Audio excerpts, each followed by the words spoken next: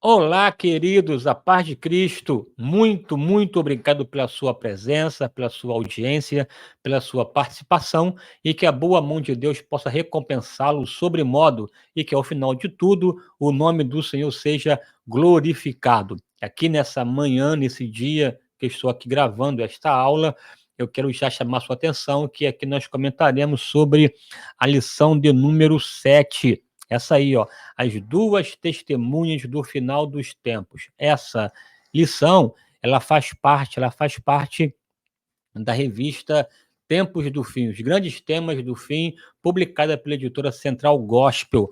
No trimestre vigente, estamos tratando sobre o livro do Apocalipse, buscando compreender, saber um pouco mais sobre as questões escatológicas. E aqui já caminhando para o final do trimestre, comentaremos a lição 7, que tem por título As Duas Testemunhas do Final dos Tempos. Eu quero aqui chamar sua atenção que esse canal aqui é o canal @pastor Gilson Paulo Oficial, chamado Crescendo pela Palavra. O nosso tom aqui, de fato, é um canal voltado para exposição bíblica. E nesse quadro aqui, inclusive, nesse canal, nós temos alguns quadros, né? Alguns quadros. Dentre eles, os da lição da EBD, da revista publicada pela editora Central Gospel, mas também nós temos aqui um programa chamado Examinando as Escrituras. Nesse momento estou comentando sobre a carta de Paulo aos Romanos e também tem aqui um quadro chamado Podcast da Palavra, em que eu trato com amigos de temas relacionados ao contexto bíblico. Por exemplo, tem esse aí que eu fiz com o pastor Odilton e o pastor Ronald Gustavo sobre o tema Igreja, Coluna e Firmeza da Verdade. Eu confesso que nesses últimas 3 semanas eu andei muito assoberbado, atarefado e acabei dando uma redirecionada às tarefas, mas agora com certeza retomarei de maneira assídua, contínua e constante para abençoar o povo de Deus, visando crescer e de fato estarmos aptos para toda boa obra. Então você viu que é um trabalho pesado, denso, que demanda tempo, recursos, e eu quero aqui pedir a sua colaboração, né? Está aí na sua tela a nossa chave Pix, 21984778523. Deixa Deus te usar, abençoe a minha vida, invista no canal, até porque esse valor tem duplo objetivo. O primeiro, me abençoar. Ponto. O segundo, investir no canal para te servir com alegria, na beleza, né? Te servir com alegria e exaltar a Deus na beleza da sua santidade. Tá bom, querido? Deixa de te usar, vamos em festa. Pois bem, dito isso aí, pensando já na lição de hoje, lição 7, as duas testemunhas do final dos tempos, né? É o texto bíblico básico Apocalipse 11, do 3 ao 12, nós teremos que ler essa parte para poder ter uma noção do que estamos tratando, e o texto áureo está lá em Isaías 43, versículo 10, diz assim: Vós sois as minhas testemunhas, diz o Senhor, e o meu servo, a quem escolhi, para que o saibais e me creais, e entendais que eu sou o mesmo, e que antes de mim Deus nenhum se formou, e depois de mim nenhum haverá. Forte, né? A centralidade de ser Deus poderoso e que sempre teve e terá representante na terra para testemunhar, declarar, dizer que o Senhor é o Senhor que está sentado no alto e sublime trono, apesar dos pesares, tá bom? Claro que aqui a testemunha aqui citada em Isaías não tem a ver com a testemunha lá do Apocalipse. O fato aqui já nos leva a uma ideia que futuramente comentaremos aqui, é sobre essa ação de Deus na qual ele sempre teve aqui representantes no contexto do mundo, inclusive também terá representantes, testemunhas, durante o período tribulacional, ok? Vamos lá aqui ler o texto em pauta, né? Vou compartilhar com você aqui essa tela e vamos lá fazer essa leitura aí no nome de Jesus, tá? Apocalipse 11, as duas testemunhas. Diz assim o versículo 1: E foi-me dada uma cana semelhante a uma vara, e chegou o anjo e disse: Levanta-te e mede o templo, o altar e os que nele adoram, e deixa o átrio que está fora do templo, e não o meças, porque foi dado às nações, e pisarão a cidade santa por 42 meses. Veja que interessante, logo nesses 2 versículos, essa relação com o povo judeu, né. Tem a ver aqui com o templo, com o altar e com o átrio para não medir. Perceba que essa medição também tem a ver com esse domínio de Deus nesses espaços, e aqui há uma concessão de Deus em relação ao espaço dos gentios, é o ato dos gentios, para nos remeter uma ideia aqui, de fato, de um tempo dos gentios em que o povo de Deus, em que pisarão a cidade santa por 42 meses. Versículo 3: "E darei", veja bem aqui a ideia aqui é imperativa, né, do decisão. "E darei poder às minhas 2 testemunhas, e elas, né, profetizarão por 1260 dias, vestidas de pano de saco. Estas são as 2 oliveiras e os 2 castiçais que estão diante de Deus da terra". Veja aqui a descrição com calma, tá.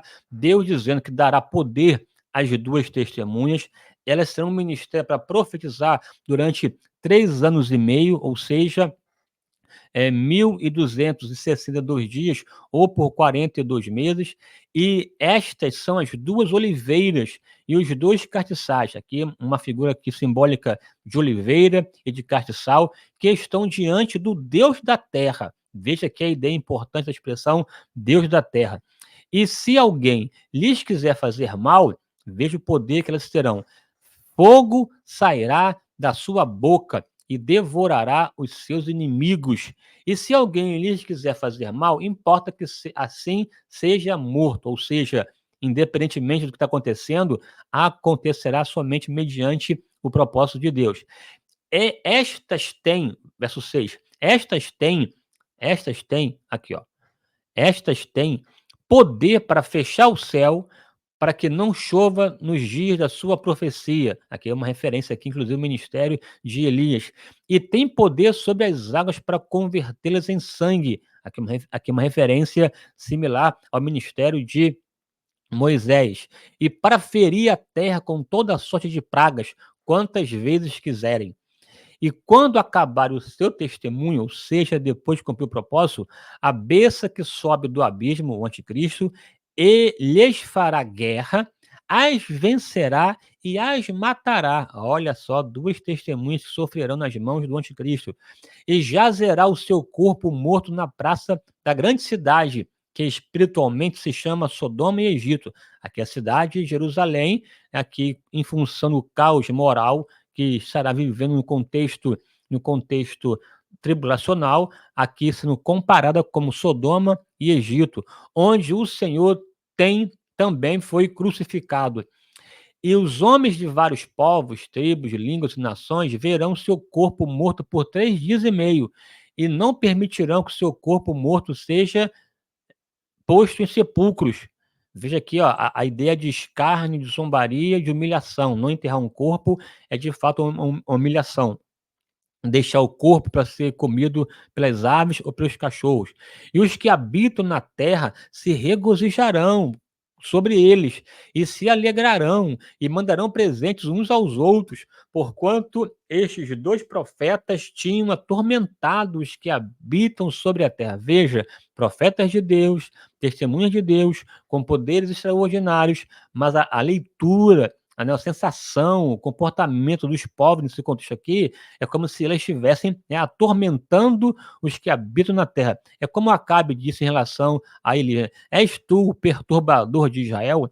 E depois, aqui o verso 11: "E depois daqueles 3 dias e meio, o espírito de vida, vindo de Deus, entrou neles, e puseram-se sobre os pés, e caiu grande temor sobre os que ouviram". 3 dias e meio, mortos ressuscitam. "E ouviram uma grande voz do céu que dizia: Sobe cá", e subiram ao céu em uma nuvem, e os seus inimigos ouviram, ou seja, foram arrebatados. "E naquela mesma hora houve grande terremoto, e caiu a 10ª parte da cidade, e no terremoto foram mortos 7.000 homens, e os demais ficaram muito aterrorizados, ou atemorizados, e deram glória ao Deus dos céus.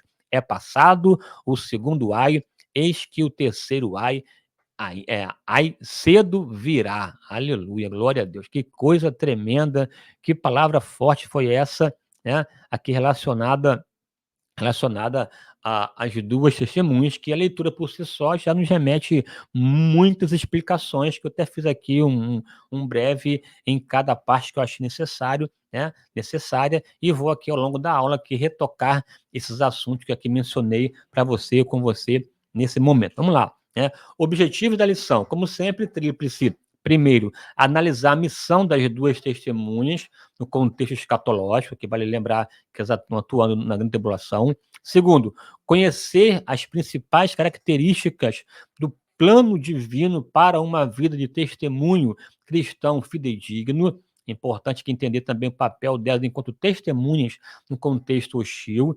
Terceiro, conscientizar-se de que uma testemunha fiel e autêntica passa por perseguições, morte, como as 2 testemunhas passaram. O fato de ser testemunha não quer dizer que não possam sofrer ou ter algum tipo de problema ou adversidade, né. Vamos aqui avançar. Eu sempre faço, tenho feito aqui ao longo dessas minhas aulas desse trimestre, algumas recomendações. Então aqui já vou só citar, porque você já ouviu aqui de outros vídeos, caso você que acompanha o canal aqui de maneira assídua. Primeira recomendação, é fundamental que você busque a ajuda do Espírito Santo e tenha afinidade com ele. Ele te ajuda a compreender os textos, te traz luz, né, ilumina o seu entendimento e você pode então, adentrar nesse oásis de saber, de conhecimento, de grandeza da palavra de Deus. O Espírito Santo é o intérprete por excelência, portanto, tenha intimidade com ele. Segundo, sempre busque interpretar a Bíblia à luz do seu contexto, tentando usar o torno do texto para lançar luz à perícope, ao texto em si, e você ter condições de interpretar sem provocar nenhum tipo de distúrbio, distorção e, é claro, heresia. Terceiro, sistematizar o saber teológico, colocar as coisas no devido lugar. Às vezes sabemos um pouco de muitas coisas, mas não está organizado, ou não estão organizados os saberes, de sorte que você acaba confundindo aí e colocando uma coisa fora do lugar.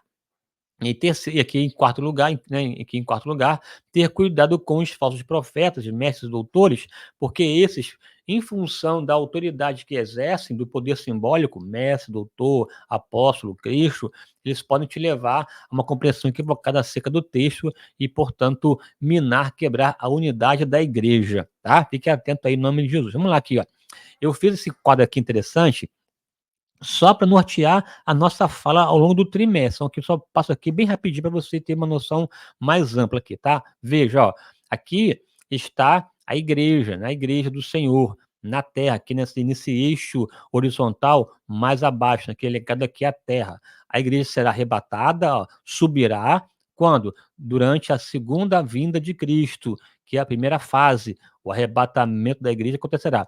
Quando formos arrebatados, passaremos no céu, lá em cima, lá, ó, o eixo, né, horizontal acima, estaremos no tribunal de Cristo, nas bodas do Cordeiro, durante um período de 7 anos, que coincide exatamente com a grande tribulação. Está aqui o eixo mais inferior, o horizontal mais inferior, que você tem aqui na Terra os 7 anos de tribulação, né, a chamada grande tribulação, que coincide com a 70ª semana de Daniel, e nesse contexto 2 fases, uma fase de 3 anos e meio de falsa paz e as 3 anos e meio de profunda dor, né, uma dor jamais vista sobre a terra e jamais haverá, né, portanto, um tempo de angústia para Jacó, porque o foco aqui, de fato, na tribulação tem a ver com o povo de Israel. Ao final de 7 anos, Jesus desce com a sua igreja, que é a segunda vinda, na sua segunda fase, que é a manifestação. Ele vem com a igreja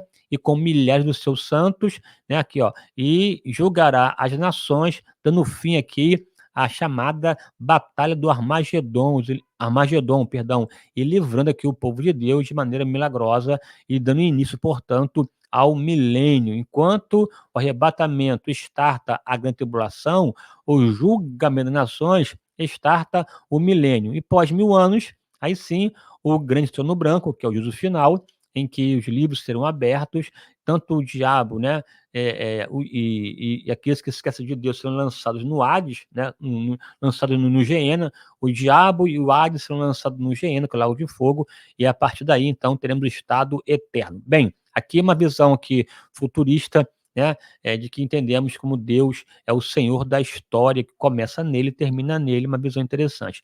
O que veremos hoje? Veremos essa primeira parte aqui da grande tribulação, na qual teremos a atuação das duas testemunhas. As duas testemunhas do Apocalipse atuarão nessa fase e morrerão aqui ao final da metade da tribulação, porque aqui já começará essa declaração direta do anticristo, enquanto de fato o anticristo, porque ele romperá, né, a aliança feita com o povo de Israel e manifestará né, o filho da perdição, o assolador que comentou lá o nosso profeta Daniel. Glória a Deus e aleluia. Vamos lá aqui avançar em nome de Jesus, né?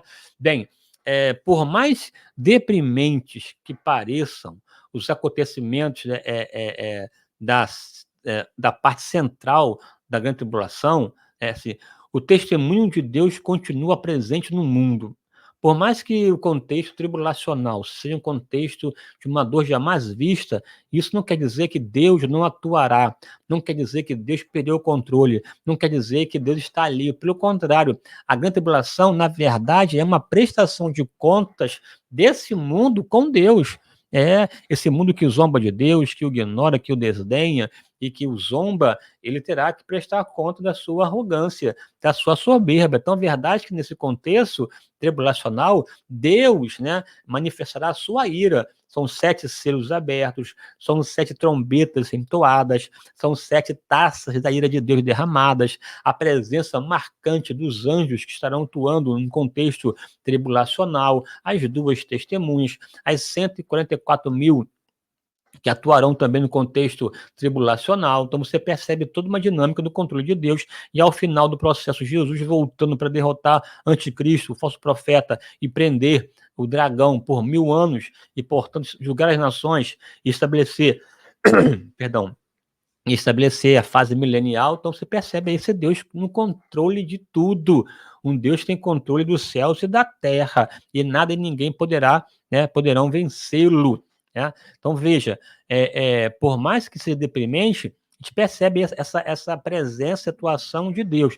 Deus continua presente no mundo. Apocalipse 10 e 11, que estão ligados à sexta trombeta entoadas e ao segundo ai, né? Porque veja, quando a quinta trombeta foi tocada, ao final dela, e apareceram 3 ais, né? E 3 ais, ai, ai, ai. E aí começa o desdobramento desses ais. O primeiro ai acontecer aqui, estamos no segundo ai. No segundo ai, nós temos aqui a menção de 3 elementos importantes que dão testemunhos de Deus. Primeiro, o anjo forte do capítulo 10, que pisa o céu e o mar, que, portanto, manifesta um controle tremendo. Aqui tem alguns, aqui aponta como se fosse a pessoa do próprio Jesus, em função da descrição desse anjo forte. Aí que ressalto que no Apocalipse tem mais de 60 referências à atuação angelical, os anjos atuando fortemente, né? Os anjos não somente atuarão ao separar o joio e o trigo no contexto escatológico, mas também atuarão de vários modos. São eles que abrem os selos, são eles que tocam as trombetas, são eles que derramam as taças da ira de Deus, a presença maçante, né, forte, poderosa dos anjos no contexto tribulacional. E aqui a menção do anjo forte, capítulo 10, mas também tem as duas testemunhas do capítulo 11, e então aqui os anciãos também no céu, entoando, adorando a Deus, manifestando, portanto, um controle de Deus em relação a tudo e a todos, inclusive no contexto tribulacional, tá? Deus sempre teve testemunhas nesse mundo. Sobre as duas testemunhas, que é a aula aqui em tela, né? Em tela, capítulo 11, do 13 ao 14, basicamente, elas estão ligadas ao tempo tribulacional, ou da grande tribulação, conforme já falei. Quando, nessa época, o anticristo se voltará contra a nação de Israel, depois de profanar o templo, quebrar a aliança feita, você tem que ler lá Daniel capítulo 9, em que ele menciona as 70 semanas e que esse anticristo fará um concerto com o povo de Deus, mas o quebrará na metade da semana, portanto, já apontando aí esses 3 anos e meio, lembrando que semana, no contexto de Daniel, tem a ver com semanas de anos e não de dias, portanto, a última semana é a semana tribulacional. Você sabe que das 70 semanas, 69 já se cumpriram. A última a se cumprir foi quando Cristo foi tirado, está lá em Daniel capítulo 9. Ao ser tirado, houve um hiato, que é o silêncio profético escatológico, ou o silêncio que diz respeito ao povo de Deus, e esse tempo da igreja iniciando automaticamente também com o tempo dos gentios em pauta, ao final do processo, quando a igreja foi tirada, essa igreja que resiste ainda ao anticristo, porque o espírito do anticristo já opera nesse mundo, mas há um que resiste até que seja tirado. Quando a igreja for tirada, arrebatada, então iniciará a grande tribulação, que coincidirá exatamente com a última semana de Daniel. Portanto, aqui estamos tratando o tempo tribulacional. Esse tempo aqui tribulacional, a metade dele, o anticristo romperá com a aliança feita com o povo de Deus e passará né, a tentar destruir sistematicamente, impiedosamente, né, o povo de Deus.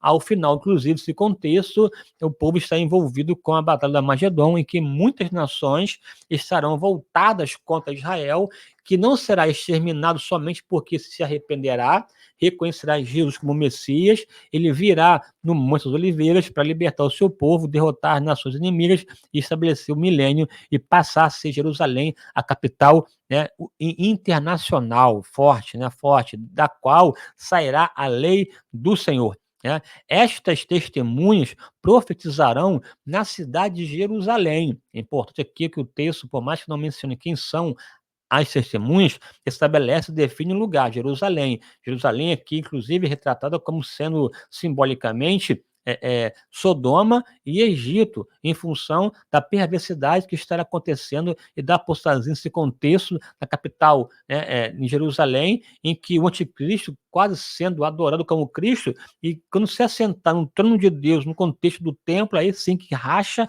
aí começa a manifestar esse abominável da assolação que nos falou o profeta Daniel. Né? E as duas testemunhas atuarão lá, uma voz contrária a esse espírito do anticristo e as suas deliberações, e exercerão um ministério impactante e sobrenatural durante 42 meses, ou 1.260 dias, ou, né, 3 anos e meio, a metade, de fato, do período tribulacional. Veja aqui que às vezes menciona 1.260 dias, 42 meses, ou 3 anos e meio, para você entender aí a importância escatológica, tá bom?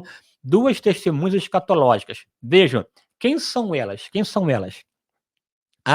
Representam os 2 testamentos, o Antigo e o Novo. Não posso fazer essa leitura, porque não há nada no texto lá que nos remeta essa ideia de uma leitura simbólica.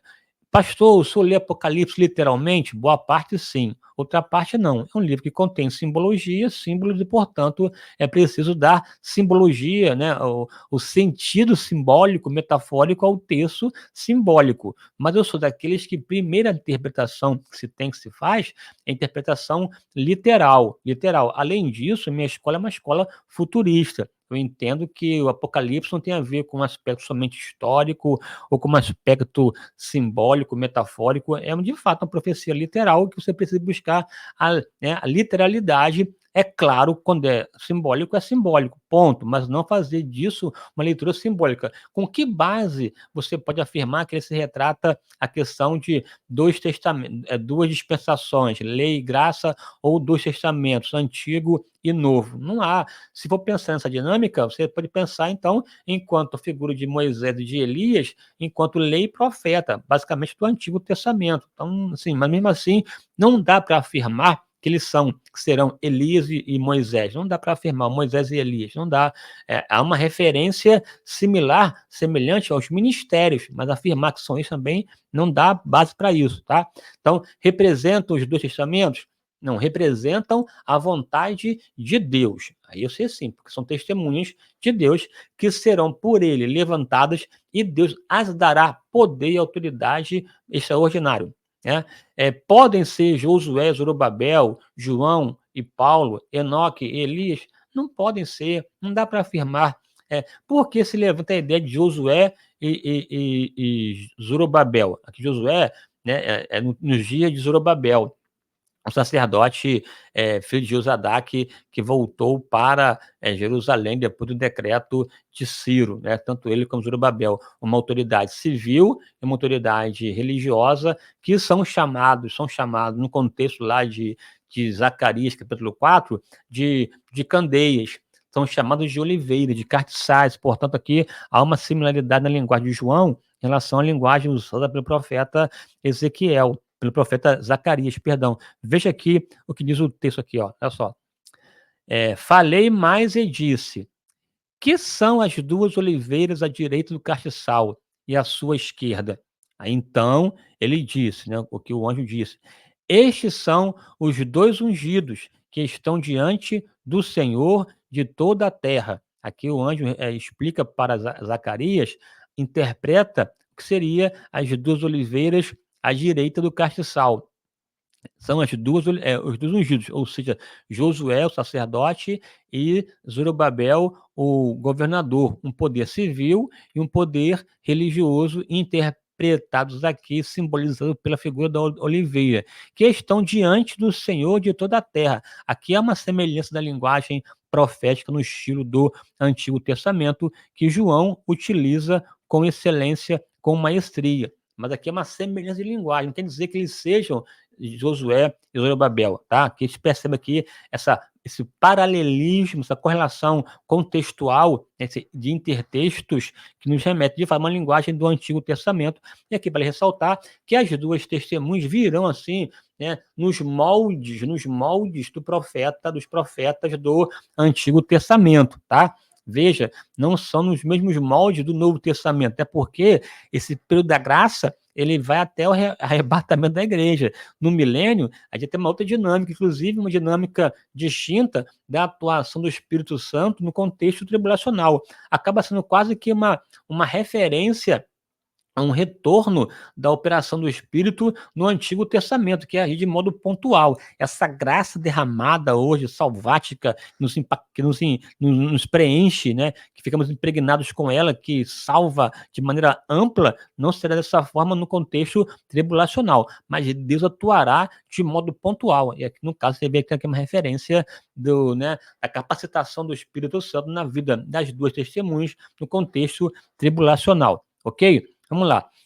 Quem são elas? Opinião mais predominante que nós temos no contexto da nossa escola teológica, que elas são, ou serão, né, Moisés e Elias, em função dos estilos. Também aqui eu também ressalvo, não vou afirmar que são Moisés e Elias, mas que há uma semelhança forte entre eles, isso aí não tem como negar. Aqui, repito, a própria descrição dos ministérios realizados pelas testemunhas nos remete, nos faz lembrar do contexto de Moisés e de Elias. Aqui, veja aqui, ó. Estas duas, né, têm poder para fechar o céu para que não chova nos dias da sua profecia. Qual o profeta que orou e dessa forma não choveu? O profeta Elias. Então perceba aqui toda a dinâmica, a grandeza das duas testemunhas em semelhança àquele profeta que enfrentou Jezabel, que enfrentou Acabe, que subiu ao Monte Carmelo e de modo muito interessante enfrentou os profetas de Baal e de Azera, que orou, desceu fogo do céu, e que não somente no contexto, né, do enfrentamento com os profetas de Baal, mas quando os profetas, quando a autoridade foi pegar Elias lá, ele orou e desceu o fogo do céu, consumiu os 50. A gente percebe toda uma dinâmica de autoridade. Não chova por 3 anos e meio, até que eu diga, de fato só choveu depois que o profeta abriu, né, profetizou, corre Acabe, porque prepara sua carruagem, porque vem uma grande chuva. Então, é de fato um profeta relevante. Falar em profecia, em profeta no Antigo Testamento, logo de cara salta a figura poderosa do profeta Elias, a salvação que vem do Senhor. Tá lá, ó. Estas têm poder, as duas, né? Estas têm poder para fazer o céu, para fechar o céu, para que não chova nos dias da sua profecia. E tem poder sobre as águas para convertê-las em sangue e para ferir a terra com toda sorte de pragas quantas vezes quiserem. Então veja aqui que o que aqui João traz à tona, né, nessa visão aqui que ele teve aqui do anjo, é que, de fato, a grandeza profética do ofício ministerial, tanto da figura emblemática de Moisés, o grande legislador, bem como também de Elias, agora se somam.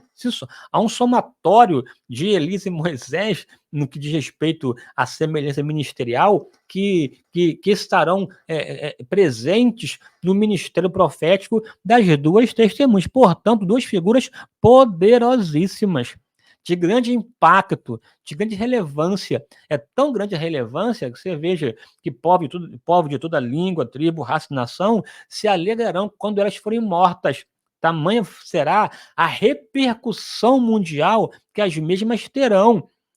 Então, aqui veja, estaremos num ambiente tecnológico extremamente desenvolvido, com essa visualização mundial em tempo real, e toda uma ação engendrada de difamação, de calúnia, de silenciamento e de notoriedade no contexto global. Aqui elas, de fato, impactarão o seu tempo, a sua época, em função da pujança do seu ministério, essa pujança decorrente do poder que Deus as dará.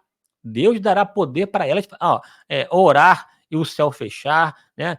Contaminar a água, sair fogo da boca, é um negócio assim poderoso para descrever essa presença poderosa, dinâmica, impactante, de perturbação, né, que as duas testemunhas provocarão no contexto tribulacional. Aqui, ó, em sangue e para ferir a terra com toda a sorte de pragas, quantas vezes quiserem.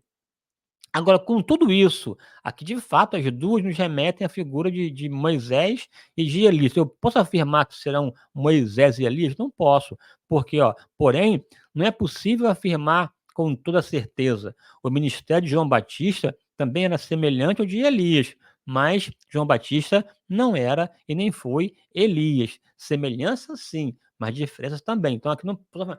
O que eu posso afirmar é que as duas testemunhas estão arroladas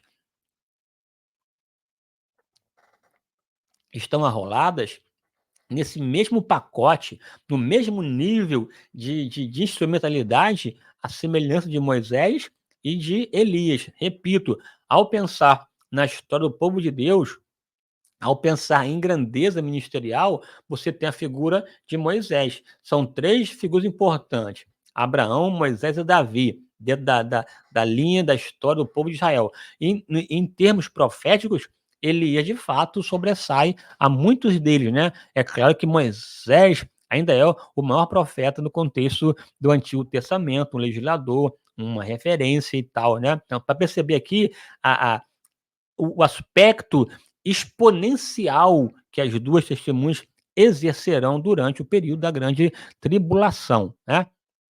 Quem são elas? Ainda pergunto. Aqui vamos tentar entender um pouco sobre essas duas testemunhas. Quem são elas? O texto aqui nos lança a luz, né? São as duas oliveiras e os dois castiçais que estão diante do Deus de toda a terra. Deus de toda a terra, uma expressão, uma referência ao Deus dominador, ao Senhor de tudo, ao Senhor de todos, que não perde o domínio, não perde o controle, ao Senhor de toda a terra, porque a terra está cheia da sua glória. E no ano que morreu Reusias, eu vi o Senhor sentado num alto e sublime trono, e o seu séquito enchia o templo. Os serafins estavam acima dele, cada um tinha 6 asas, tinha 6 asas. 2 cobriam seus pés, com 2 cobriu o seu rosto, e com 2 voavam, e clamavam uns aos outros, dizendo: Santo, Santo, Santo é o Senhor dos exércitos, e toda a terra está cheia da sua glória. Aqui embaixo, o caos profundo, dores tremendas, anticristo atuando, o diabo insuflando, o falso profeta arrebatando multidões, mas mesmo assim Ele é o Senhor de toda a terra. Na hora certa, sem mão, sem interferência humana, e com o sopro da sua boca, destruirá o anticristo e estabelecerá o milênio para a glória do seu nome. Essas duas testemunhas são oliveiras e castiçais. Como castiçais, candelabros, né? Que candelabro tem a ver com luminosidade, com luz, com referência, com presença de Deus. Veja a presença do candelabro no contexto simbólico do Antigo Testamento, essa luz que aponta para Deus, para a verdade, que aponta para o Espírito Santo, ela reflete, elas refletirão a luz divina e iluminarão o mundo envolto em trevas. Um mundo envolto em trevas, Deus levanta um castiçal, aleluia, um luzeiro. Inclusive eu e você, aqui nesse mundo, também somos sal da terra e luz do mundo. E o apóstolo Paulo até nos orientou para que nós venhamos a brilhar como astros de luz no meio de uma sociedade corrupta e perversa, torta e pervertida. Você precisa brilhar como astro de luz. Essas duas refletirão a vontade, a lei, né, a perfeita lei de Deus no tempo de obscuridade, um tempo de apostasia, um tempo em que o espírito do anticristo e a pessoa do anticristo atuarão nesse mundo buscando apagar qualquer ideia de Deus. Deus levanta um castiçal, oh, maravilha, levanta uma autoridade e dá poder e dá unção para ela, porque além de serem castiçais, também são oliveiras, né? Representarão a unção do Espírito Santo, ungidas, separadas, enviadas pelo Senhor Todo-Poderoso. As duas testemunhas, na verdade, atuarão aqui, serão instrumentos vivos da glória de Deus no tempo de hostilidade. Aqui a ideia de castiçal, que é alimentado pela oliveira, que tem o azeite que produz né, a azeitona que produz o azeite, e azeite aqui símbolo do Espírito Santo. Portanto, as duas testemunhas brilharão, não em função da luz própria, mas a luz decorrente da ação do Espírito Santo na vida delas. Aqui já vem uma lição. Pastor, o Espírito Santo atuará na grande tribulação? É claro que sim, não nos mesmos moldes da atualidade, mas lá pontualmente atuará também, até porque nesse contexto tribulacional haverá salvação. As pessoas se arrependerão também, pagarão o preço da sua desobediência, mas se arrependerão. E para se arrepender só pode ser de uma forma, mediante o convencimento do Espírito Santo. É ele que nos convence do pecado, da justiça e do juízo. De um modo denso, duro, é verdade, mas também que haverá atuação do Espírito Santo no contexto tribulacional. Que elas são? São castiçais de Deus, são oliveiras de Deus, são vozes, que emanam do coração de Deus para um povo pervertido. São luzes que alumiam os que estão em trevas. São expressões do Espírito Santo visando convencer as pessoas a buscarem a Deus e adorá-lo na beleza da sua santidade. Muito mais do que nome, muito mais do que pessoas, né? Moisés, não. São pessoas levantadas por Deus para fazer a diferença no tempo hostil, né? As duas testemunhas poderosamente capacitadas por Deus. Vamos lá.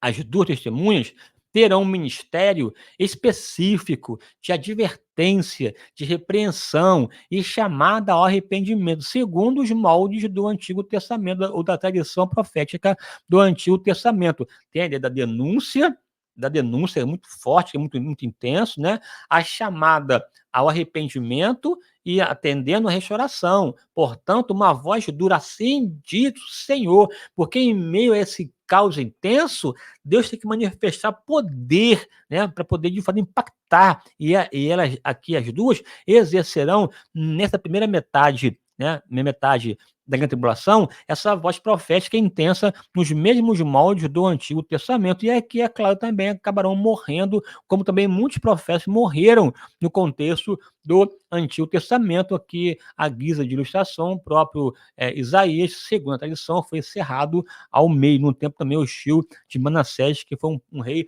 terrível no contexto de Judá, né? Essas duas testemunhas, né, anunciarão as punições e bênçãos prometidas, né, punições e bênçãos prometidas por Deus no que diz respeito à restauração. Inclusive, anunciarão também a destruição do próprio anticristo, profetizarão sobre a restauração espiritual, política, social e territorial de Israel, do remanescente, que fugirá, inclusive, para o deserto, capítulo 12 de Apocalipse, que será tema de uma outra aula. Observação: as duas testemunhas exercerão seus ministérios proféticos durante o tempo predominado pelo o tempo, perdão, pré-determinado pelo Senhor. Enquanto Deus desejar com que elas profetizem, elas profetizarão a despeito da oposição e da adversidade. O tempo determinado, ou pré-determinado por Deus, será preenchido. Somente quando acabar o tempo de Deus, aí sim Deus permitirá com que elas sejam mortas pelo o anticristo que lutará contra elas, as vencerá e as matará. Está no texto. Vamos lá aqui, ó.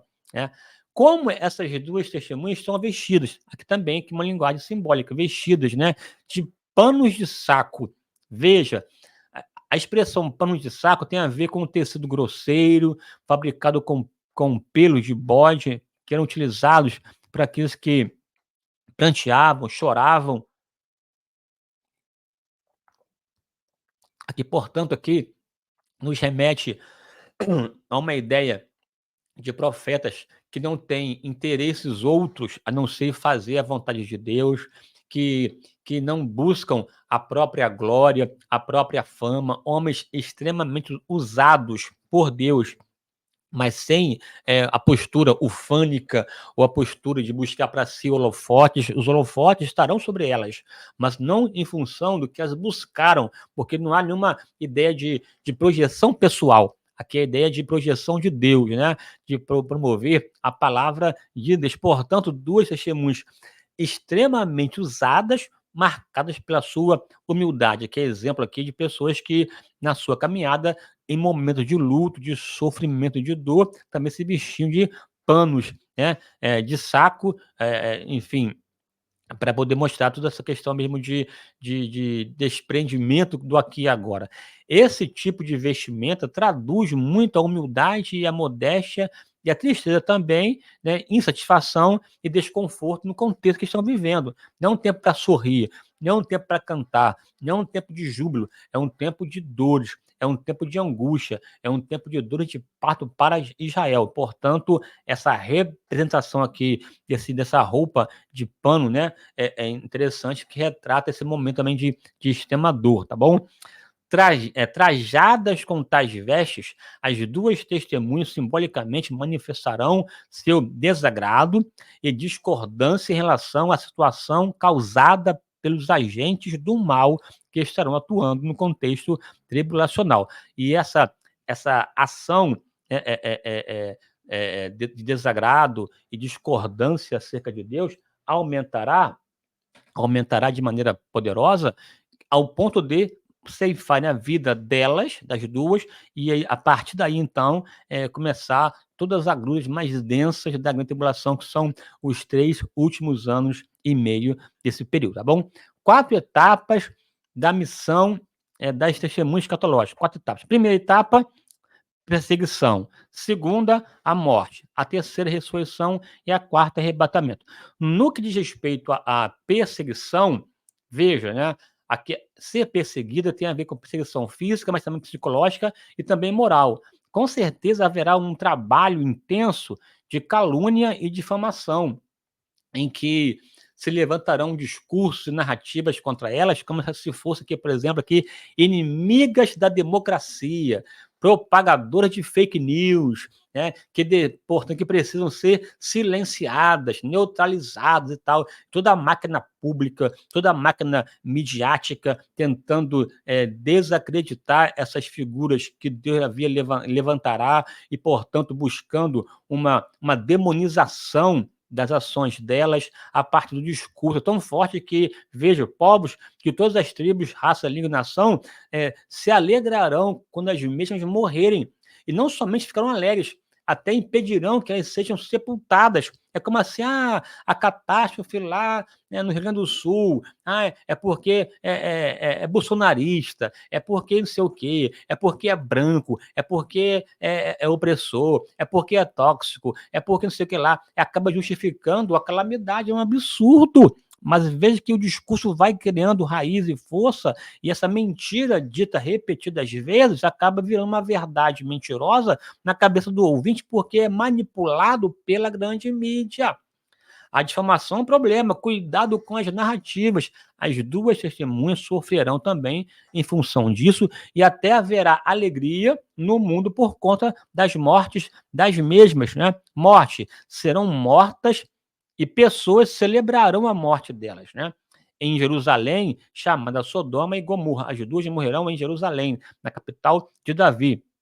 Porém, somente quando acabarem o seu testemunho. A besta que sobe do abismo lhes fará guerra, as vencerá e as matará. Veja, quando acabar, somente quando Deus permitir. Que controle maravilhoso, né? Que ação poderosa, uma voz contrária denunciando, chamando atenção, de modo bombástico, poderoso, com alarido, enfim, impactando o mundo como um todo, porque as suas vozes ecoarão no contexto até midiático, para o contexto global, tentarão silenciá-la, conseguirão, as matarão, né? E, no entanto, só ocorrerá isso quando acabar o seu testemunho. Deus sempre está no controle.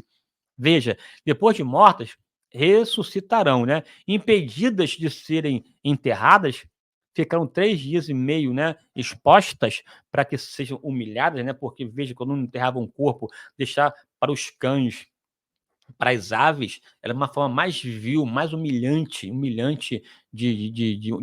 né, de descrédito ou de atuação, conforme foi com muitas pessoas do Antigo Testamento, como Acabe, Jezabel, a ideia de humilhar, não foram enterrados e tal, e aqui quererão, desejarão, né, na verdade, manchar, zombar, tamanho ódio, né, tamanha rejeição que o mundo terá dessas duas, que falavam a verdade, de castiçar de Deus, de oliveira de Deus, e que o mundo hostil a elas não querão, não permitirão que elas sejam sepultadas. Todavia, a Bíblia diz que o Espírito de vida voltará sobre elas, elas ressuscitarão e provocarão um alvoroço, um rebuliço, uma perplexidade. As pessoas ficarão boquiabertas, porque já 3 dias e meio já se passou o tempo, inclusive, da possibilidade de uma possível desmaio. Não, eles de fato morreram e ressuscitaram. Pô, veja aqui a ideia é poderosa, né? Aqui, ó, impedidas de serem enterradas por homens de vários povos, tribos, línguas e nações, após 3 dias e meio, os corpos jacentes na praça ouvirão a voz de Deus e ressuscitarão.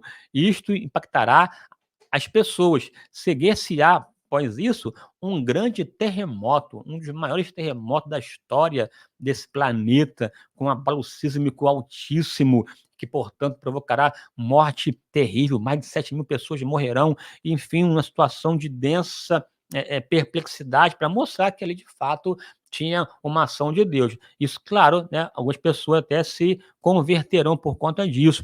E após isso, serão arrebatadas. Que maravilha! Deus as chamará, né? Chamará as duas testemunhas ao céu, e elas subirão em uma nuvem sob os olhares perplexos dos seus perseguidores. Apocalipse 11:12. Olha que coisa maravilhosa, que coisa potentosa, a boa mão de Deus. Meu querido, não tenha medo do problema, da angústia, da adversidade. Acredite em Deus, e Deus pode fazer milagre quando o mundo está em caos.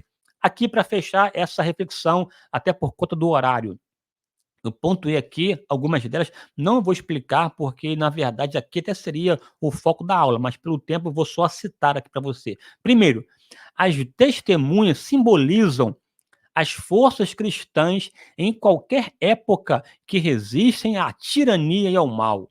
Assim como foi no dia de Enoque, Noé, José, homens que andaram com Deus, né? A Bíblia diz que Enoque e Noé e andaram com Deus. E Enoque andou com Deus e Deus tomou para si. E Noé andava com Deus. Andar com Deus é viver em Deus. Enoque andaram com Deus num ambiente hostil. Nos dias de Noé, comiam, bebiam, casavam, se davam em casamento, até que veio o dilúvio. Uma sociedade antediluviana que zombava de Deus. E no meio do contexto de apostasia, Noé andava com Deus. É isso que você tem que entender. O mais importante, não importa onde você esteja, seu contexto, seja você uma testemunha de Deus, uma voz, um castiçal, um candelabro, uma oliveira de Deus para ecoar a voz dele nesse mundo pervertido, né? Esse mundo perverso e torto. Também aqui elas nos remetem que Deus sempre terá representante na terra. Eu concederei, eu darei, palavra de Deus, eu darei às minhas testemunhas poder e autoridade. Deus levanta, que você seja uma testemunha levantada por Deus e que Deus te conceda poder para pisar em serpentes e escorpiões. Terceiro, não sabemos de tudo. Quem são as duas? Não sei. Elias, Moisés, não posso afirmar, mas uma coisa eu sei: Deus levantará testemunhos no tempo hostil para fazer valer a sua vontade. Andar com Deus não é saber tudo. Andar com Deus é caminhar com certeza, firmeza nas mãos do Onipotente, sabendo que ao final de tudo, tudo acontecerá de acordo com sua vontade soberana. Quarto, castiçais e oliveiras, luz advinda da ação do Espírito Santo. Não, só ele pode ajudar em tempo de crise. Não são luzes próprias, não tem a ver com a capacidade dos dois. Castiçais e oliveiras, ação de Deus que ilumina. Deus estará sempre no controle. Pode levantar anticristo, falso profeta, dragão. Deus levanta também testemunhas com unção e com autoridade. Há um propósito de Deus para nós. Veja, elas somente morreram quando acabaram o seu testemunho. Ou seja, você está vivo, está respirando, está aqui ouvindo, Deus tem um propósito na sua vida também. Portanto, levanta a cabeça, vá em frente e seja usado por Deus. Aqui, veste de pano de saco, não seja soberbo, não seja arrogante, seja usado e reconheça que Deus está te usando. Tem pessoas que só porque foram, né, usadas em uma área já querem se achar, não. Vista na sua vida a veste, né, de pano de saco e de cinza e aprenda a dar glória àquele que vive e reina para sempre. Para fechar, o impacto das suas obras repercutirá no céu, no inferno, na terra, especialmente em Israel e nações vizinhas, e nas regiões celestiais.